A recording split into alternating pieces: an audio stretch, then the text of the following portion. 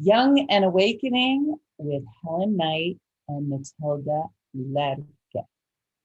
This is a podcast for and about spiritually awakening teenagers.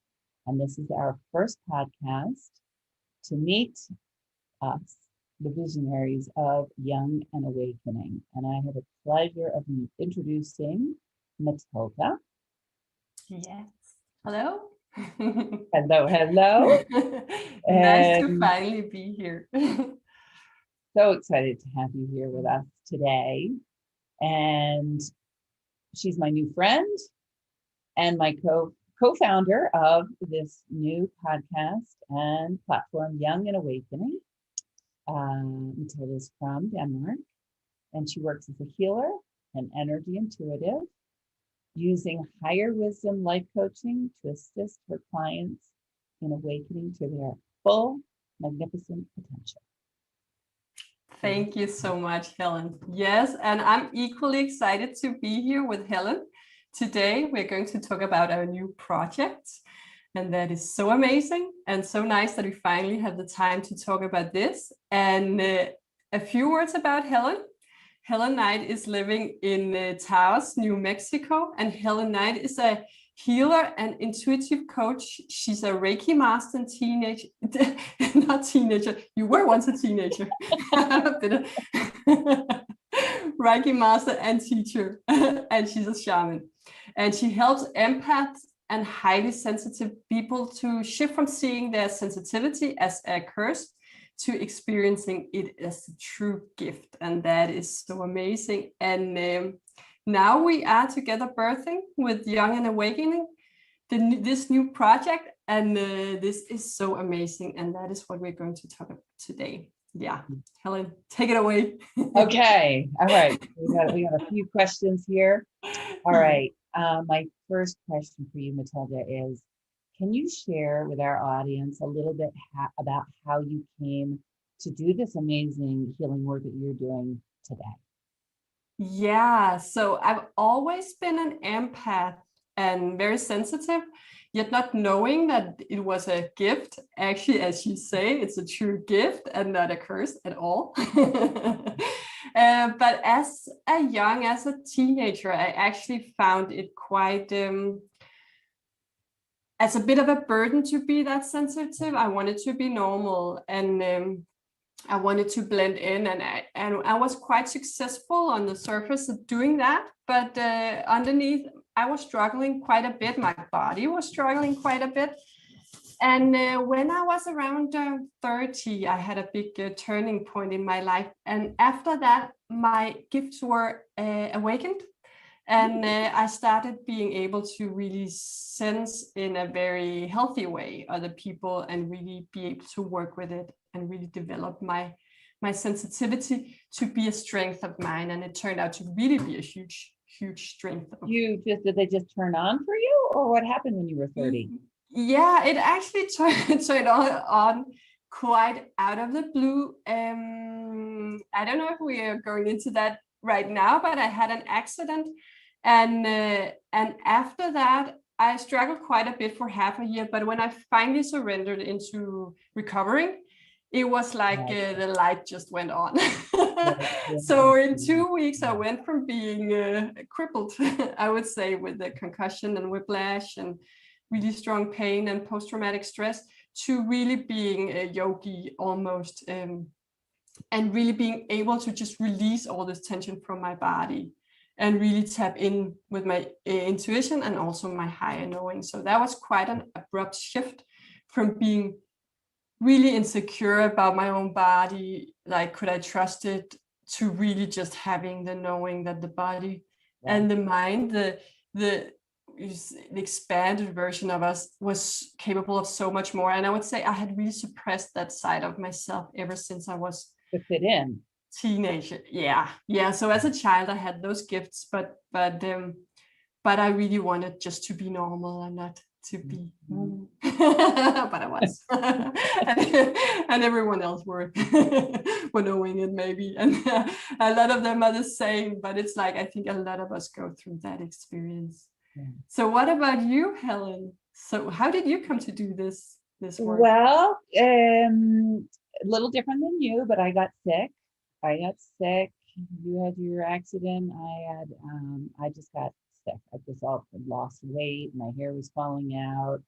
I had digestive problems, low energy. I was 34 going on 94. And the Western medicine couldn't bring me any relief or answers to anything. They just said, "Oh, you have irritable bowel syndrome. We can't help you." So that's when I was like, absolutely no way am I living my life like this. So I started going down I had lived in Chile for 9 years, and Reiki is really big in Chile. And so I received Reiki, and it was so impactful for me that when I moved to Australia and ended up in a job out in the outback, I started studying Reiki, and then my whole spiritual path started opening up. Learning Reiki, being in the outback, which is a very, very potent place to be. And then it's just all the light bulbs. A little different than you. Mine was not 2 weeks. Mine was a lot longer. I hear 2 weeks, and I'm like, oh man, I wish it had been 2 weeks. But no, it's all good. It's all served. And over trying to heal myself, then as I got healing and got better, more and more of my gifts started emerging. Yeah. And you're now back in the US. You've been living in Chile and in Australia, so you've been traveling quite a lot. Yes.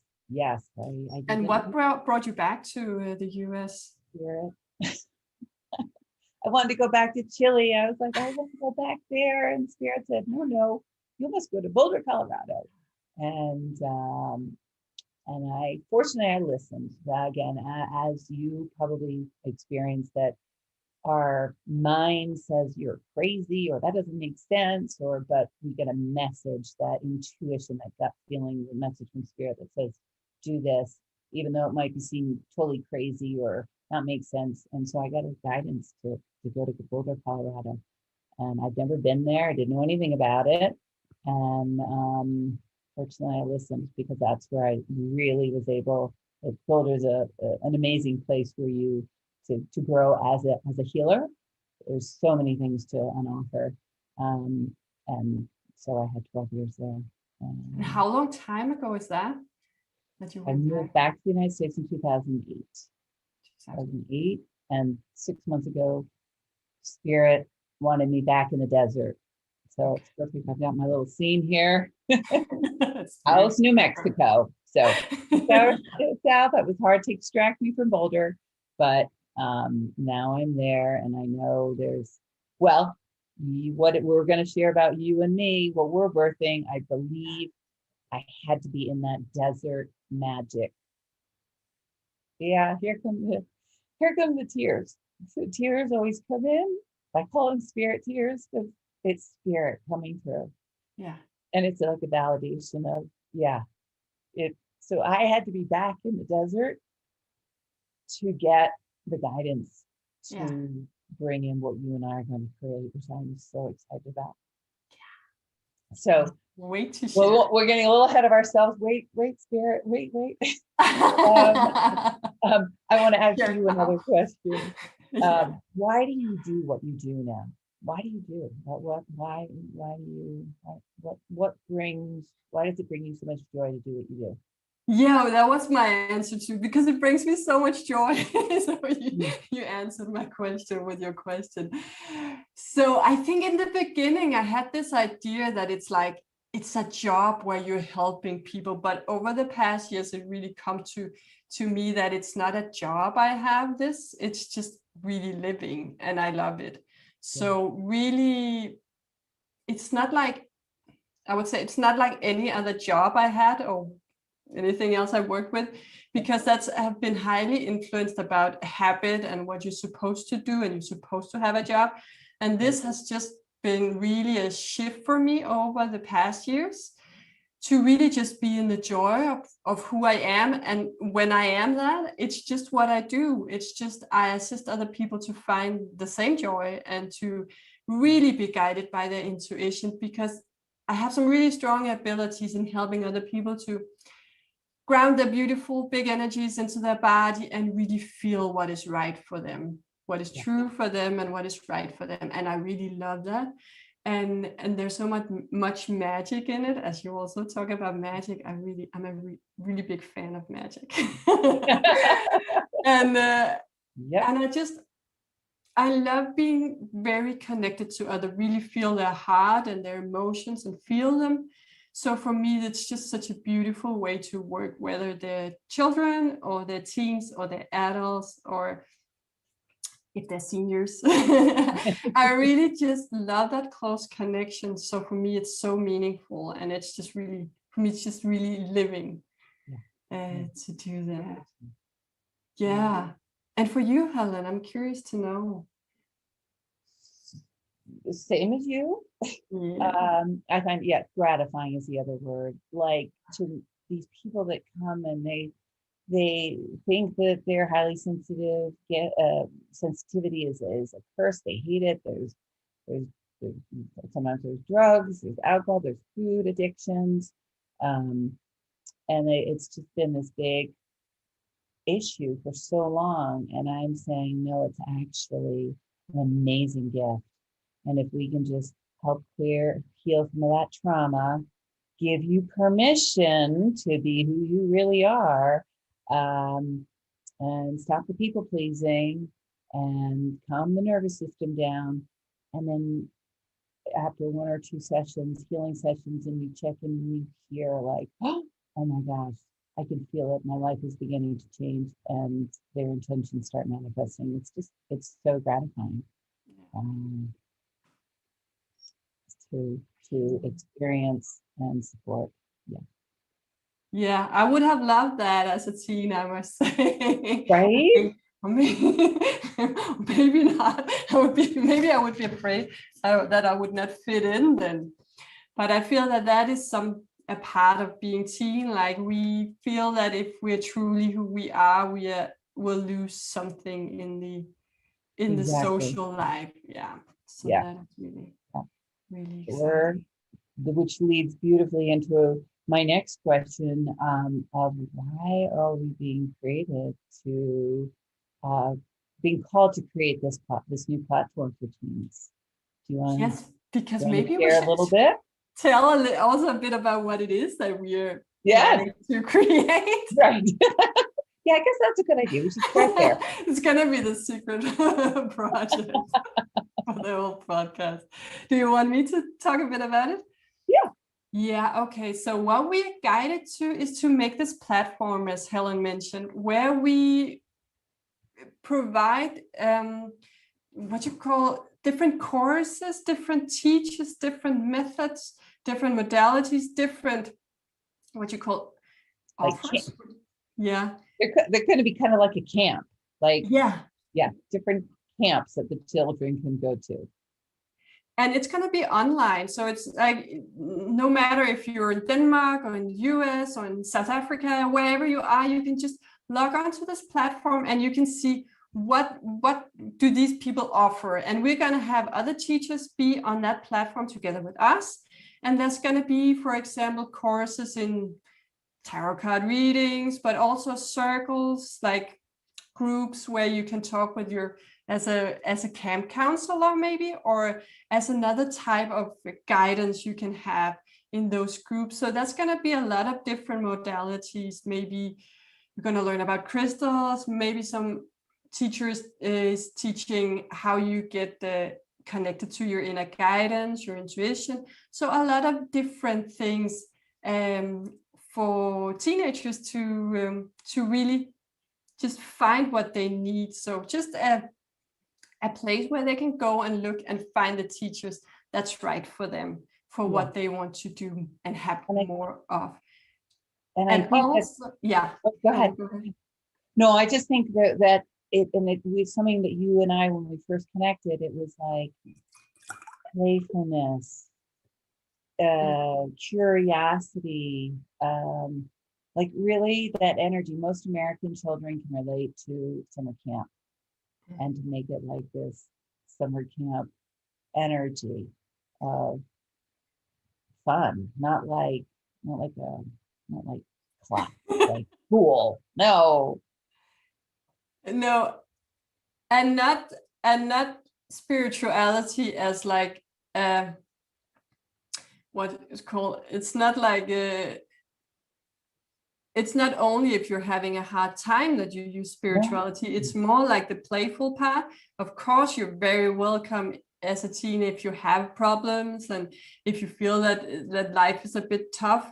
And there will be teachers assisting you with that and assisting you in finding your balance again. But it's just as much as just playing and receiving your inner guidance and really get connected to your intuition. So life becomes easier in the sense of you being who you are, you playing along the way. And one thing I want to say is also that we want to make it also a place where you can announce real life summer camps. So if you want to have a summer camp somewhere teaching spirituality, some modality, then that is also the place for that. So I'm really excited. Because for me, like, I lived abroad for 17 years, and so there's internationalness about it, to have camp counselors all over the world. And the exciting part too is in all the teenagers get to experience teens from other different countries, learn from each other, see that we all have a lot of things in common. Where we're all going, all the teens are going through similar scenarios, and and that support, that connection, and that if they're in a camp online with we've got an American girl with a Danish girl, and they like each other, they just like their energy, that there's a summer camp on offer, and then the two decide, oh my gosh, she was so fun, now I'm going to get to meet her in person. So the way to friendships to grow. So it's going to be a place for people to connect, for teenagers to connect as well. And I think you started out by asking me why I wanted to do this, or why I was called to do this. Why and I think called, yes. For me as well as for you, we talked about this. It's just been like a guidance that had been there for a long time, but it has just taken some time to move into reality.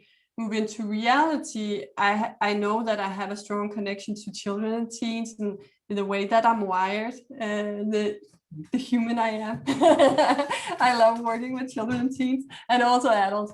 But there, I have a special gift there, and I want to use it, but I have not felt really where and how to use it. And this just felt so right from the beginning, like to make this platform and really make it possible to just for everyone to find a teacher that might not necessarily be me, or Helen, but really make it possible to just go in there. And we're going to move to our own teenage experience. There's a reason also. But those are some questions I have for you, Helen. So I'm going to wait a bit. We're revealing that. So why did you want to know a bit about it already? Similar, because I was in Bali actually, and in December 2019, and I was doing training over there, and a channeled message came through that the little people, the Candomblé, asked me to please bring my medicine to the teenagers, and I was okay, I'm open. I worked with children, I'd worked with adults, but never with teens, and I kept asking, okay, show me the way, show me how. I'm open, and nothing until the magic happened between the connections, the group that connected us. And then I was also already in Taos as well. And then it just, you and I came together, and we just felt into it. And then because we were both asking, the message just came in, and this platform has birthed, or is birthing, shall we say. Yeah, and it's so exciting. But really, Helen, what I would also like to know about you is, how were your own teenage years? I'm really curious about that. I want to, before I answer that, one little Mm, part of that last question is, I've been a healer for over 10 years now. And what I see is when you're working with 30, 40, 50-year-old, 60-year-old, you've got a lot of trauma to heal, a lot of layers to undo. Um, and it, like, one of my biggest goals for this is that we get to give the 13 and the 14-year-old tools so that they can, when by the time they get to 20, oh my God, they're like rock stars with yeah. what they're doing, right? Instead of having to wait until there's more trauma, more programming. And so that's another big excitement to get them tools now, young. Yeah, and we're just gonna play all the way. What a magical way to avoid traumas on that path. Yeah, it's so nice. So what were my teenage years like? Yeah. I had horses, so horses were a big part of helping me stay, okay. But I had a big eating disorder. I had bulimia. I started bulimia at 16. I thought I was too fat, not pretty enough. The boys weren't going to like me. Um, and so I just thought bulimia was the way. And um, I had it for 10 years and healed myself at 26. But it was quite a process. And I think some of my health issues that I have still today are probably because of that. So yeah, that was, horses were helpful in keeping me nourished because I had that animal, but the bulimia was horrific. Yeah. Yeah, and you didn't have spirituality in your life at that, No, except for horses and animals, and that yeah. connection Nature. is Yeah, always a yeah, bit like it's like a deeper energetic connection with yeah, another being. Yeah, so yeah. The healing. word spirituality, or if someone said to me, and Yeah, I didn't have that vocabulary, or highly sensitive, I didn't have that vocabulary either. Yeah, yeah, no, I didn't. Yeah, so it was like a knowingness, but no words for it. yeah. So is that a part of the reason why you feel like also you want to assist those teenagers, or Yeah, yes, for sure. But I think my other, as being, again, having been a healer for so many years and having to, again, unpack layer after layer after layer, I understand now why spirit is like, go to the teens, yeah, give them tools now, show them a different way, yeah, because the system that we're in um, does not show this way, right? Our cultures don't show how to tap into your intuition and doesn't honor that whole side of the spiritual side. So it's a way of showing a different way, modeling something different. So, yeah. yeah. How about you? What were your teens like? Yeah, yeah, I was almost revealing it before. Yeah, I would say so. My teenage years were great. I was having a good time, but also I had this part of me that were where it felt a bit dense. So I was really immersed in the humanness and the fun of it the most of the time. But then at the same time, I had this strong sensitivity, so I could really feel how other people were doing, and that did not sit very well in my body. Mm, And also I could feel like the programs from the ancestral programming. And I can, if someone's listening to this and think, okay, what does that mean? It's like if your parents or your grandparents have been a certain way or had certain opinions, it is often carried in our body as like an energetic imprint or a reaction. So that's also what I feel very much in the teens and the children now can be, what can feel they can be reacting greatly to is if they have this fun joyful way of being, and then it feel like they have like this grandfather sitting on their shoulder telling them that it's too much, be ashamed about yourself if you express too much joy. And mm, that is like, it's like the It's like the inner reaction where you feel like, oh, maybe I'm too happy now, or maybe I'm too successful now. So all these things that can really be felt very strongly in the body. So that's also what I can assist teenagers with, in just by having grounded another way, like having allowed these old ancestral programming to just vanish out of my system again. And So that's that, what, sorry, mhm. go ahead. So that was very much my experience. It was very two-sided. So one part of me was having fun and really just enjoying, and the other part was feeling this inner struggle against these old patterns and old programming. And in relation to the spirituality, that was also one of my wishes for this place, to be a safe place, because I remember my mom was a shaman, and as a child I learned how to do the dream. I actually don't know what's it called in English. What's it called, Helen? When you do with your drum and you go on these. Oh, the shamanic journey. Yeah. So she taught me to do that, and I did it very much as a child with her. But when I get older, as it often is, as it sometimes is, you don't want to learn by your mom anymore. You want to learn something else. I remember we used a pendulum as a teenager, and that was a lot of fun. But besides that, I found all the other things that were there about spirituality very scary. And I remember there was a lot of fear around it, like the games we could play and ghosts and things like that. I was really terrified of those because I could feel the energy. I could feel the fear energy in that. Not dangerous at all, but really I could just feel the fear and felt it so strongly in my body that I didn't want to go anywhere near those things. So that is also my dream for this, is for it to be a really safe and grounded place, because spirituality is grounded. We can make it ungrounded, but most of the time it is just a way of being yourself here on earth. It's not a big deal in that sense. So that was really my hope for this place as well. That is beautiful, and it's again, you just expressed that so clearly. That's always one of the intentions when I'm working with my clients, is I'm safe. Just simply, I'm safe.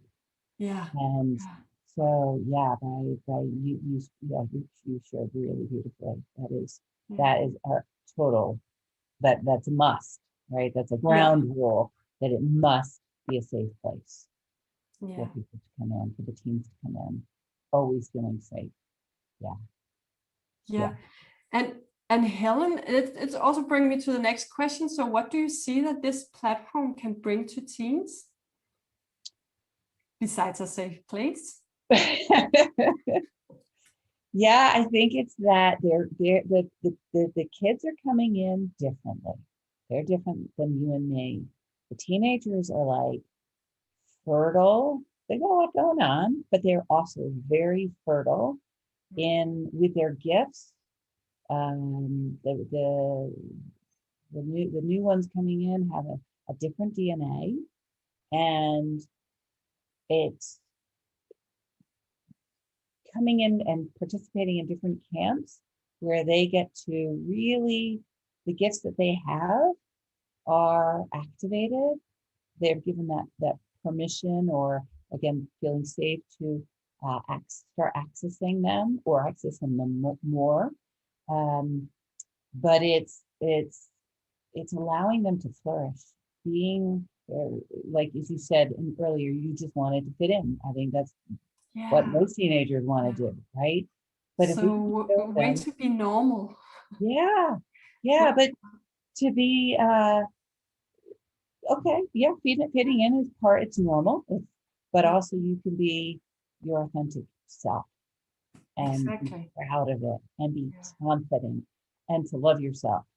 Self-love, it always comes back to that self-love, and that you're worthy, right? So to give all these different camps where the teens can come in and have these different experiences, and maybe experience some of their gifts, witness somebody else with their gifts, learn about oracle cards, whatever it is, and then they just start building that through experiential. That's a big one for me.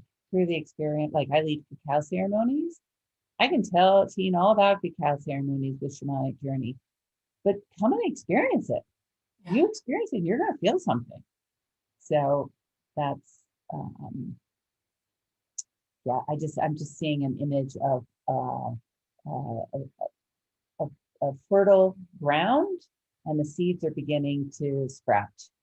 And so those are the teens, like really letting them grow into these potent, powerful adults with all their gifts in their toolkit to use.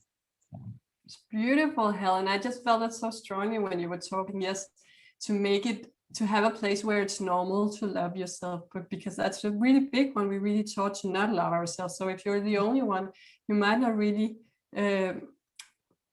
really show it that much. You just try to, okay, here we're not gonna like here we're not supposed to like ourselves, and and then you're just gonna dim that, right? So really have a place where it's just normal to also to be connected with your intuition and have that respect around it, what you feel. And normalize it. I think that's just like normalized. It's been normalized that we see each other, that we don't have self-love, we don't have self-worth, we don't honor what our heart really would like to do, because that's been normalized, right? That's kind of what culture teaches us. And we're here to teach a new way. New way. Oh, great. So excited. Yeah. And what would you like this to be for you? But maybe you already said that, but how do you feel this going to be contributing to your life? Oh my goodness. Well, I just see this as I'm in my element. Like I just keep seeing you and me being interviewed left, right, and center, on the radio, on the TV, on podcasts, on social media, because this platform has gone viral. Because there's not a lot out there. We've talked about this, like everybody we talk to about our idea, like, oh my God, thank God someone's doing this, because there really isn't a lot out there for the teens. And so like my whole body is buzzing as I say this, like that we have a vision, we are these visionaries bringing this platform to support these teens all over the world, where whether it's one camp that they do or 100 camps, or it's going to be for all ages, 13 to 19, maybe we'll include the 20-year-olds, we'll see how it all goes, but a resource that they can go back to, they can leave it, they can come back, where they're just like, oh yeah, young and awakening, I get to go back there, and I this is going to be changing regularly. There's going to be new counselors coming in, offering new, whatever their speciality is, whatever it is. I have absolutely know we're going to have teenage yoga for teenagers. That's something else that's going to be great. I mean, you and I, we spread it, and there's like, we already have 10 people that we know could probably bring forth something. So the excitement, like my whole body just is like, of knowing that we get to support these teens and help them grow into these amazing young people who are going to be leading the world. So that's what I'm. That. Yeah. How about you? It's the same. Yeah, so I also feel like a really amazing journey that we just begun, but it's already feel like we're already quite far in grounding the vision, or in having the vision for what is going to happen. And as creators, we know that's the important part, right? To see it and to feel it, and just know that this is how it's going to be birthed. And it just feels like a very joyful energy, and I really feel a lot of joy around creating the platform and finding the different counselors, teachers, coaches, whoever's going to be on that page, and they're all going to be very excited about this and excited about assisting young people. And I feel that is really, really important. So many people. Yeah. Yeah. So that's it. Awesome. Yeah. I have one last question. What about you, Okay. Helen? Yeah. I have one more. Yeah. Okay. So I go first. Okay. Where do you see this project in, you have 1 year, 2 year, and 10 years time?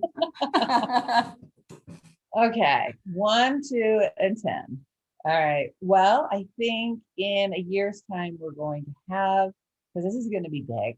So the infrastructure has to be created. We know we're flowing with attracting the people who are going to help us create this.